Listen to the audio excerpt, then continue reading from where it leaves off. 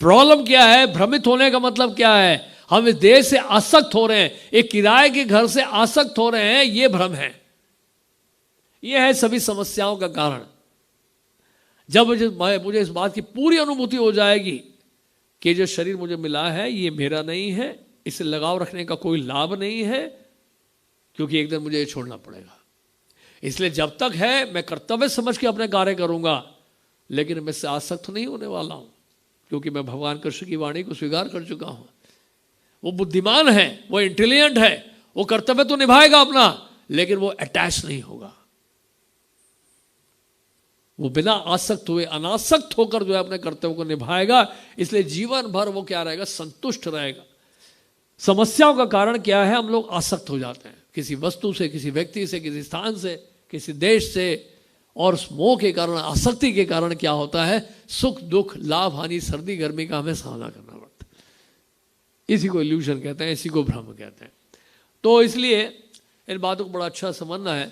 भगवान कृष्ण ने अर्जुन को कुछ समय के लिए भ्रमित कर दिया, और अर्जुन जो है हमारे बिहाफ में, हम सब माया जगत के जीवात्माओं, माया जगत के जो जीव हैं, उनके बिहाफ में अर्जुन जो है हमारे लिए भगवान कृष्ण से प्रश्न कर रहे हैं। अर्जुन माया में नहीं है, वो तो भगवान के नित्य सखा हैं, लेकिन भगवान ने अर्जुन को ऐसी स्थिति में डाला कि वो हम जैसे लोग जैसे बातें करना शुरू कर दें, ताकि अर्जुन के माध्यम से भगवान कृष्ण का जो संदेश है, उपदेश है, हम तक पहुंचे। अर्जुन को भगवान ने माध्यम बनाया।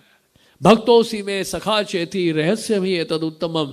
भगवान कहते हैं गीता का ज्ञान मैं तुम्हें इसलिए दे रहा हूं क्योंकि तुम मेरे भक्त हो, मेरे मित्र हो। तो अर्जुन क्योंकि भक्त है भगवान के, उनके माध्यम से हमें क्या मिल रहा है, उपदेश मिल रहा है। तो इसलिए अर्जुन भी देखिए इसलिए तैयार नहीं हो रहे हैं। उन्हें क्या सोचा, मेरे सगे संबंधी, मेरे रिश्तेदार हैं, मेरे भाई हैं, मेरे गुरुजन हैं, पितामह हैं, इन सबको कैसे मारूं मैं। तो भगवान अर्जुन को यही बता रहे हैं गीता के उपदेश में, दूसरे अध्याय से शुरू कर रहे हैं कि वास्तव में तुम जिनको सगा संबंधी कह रहे हो, अपने रिश्तेदार कह रहे हो, तुम तो ये शरीर ही नहीं हो, ना ये शरीर है ना तुम शरीर हो। आत्मा तो शाश्वत है। इसलिए भगवान कृष्ण को ये बताना चाह रहे हैं कि वास्तव में सांसारिक धर्म, पारिवारिक धर्म जरूर है, लेकिन एक सर्वोच्च धर्म है, वो है भगवान की सेवा। सबई पुंसा परो धर्मो यतो भक्ति रधोक्षजे अयुक्त की अप्रतिहता यत्मा सुप्रसिद्धति। भगवान की सेवा जो है, इससे बड़ा धर्म कोई धर्म नहीं है। इसलिए भगवान ने गीता में बता दिया, सर्वधर्मान प्रत्यज्य मामेकम शरणम व्रज आम तो आम सर्व पापे भ्यो मोक्षयिष्यामि मा शुचा। सभी धर्मों को त्याग कर केवल मेरी शरण में आ जाओ, मैं तुम्हें सभी पापों से मुक्त कर दूंगा।